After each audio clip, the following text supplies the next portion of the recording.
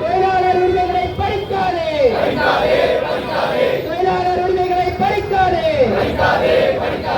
தொழிற்சங்க உரிமைகளை நசுக்காதே, தொழிற்சங்க உரிமைகளை நசுக்காதே, புதிய தொழிலாளர் சட்டங்களை வாபஸ் வாங்கு,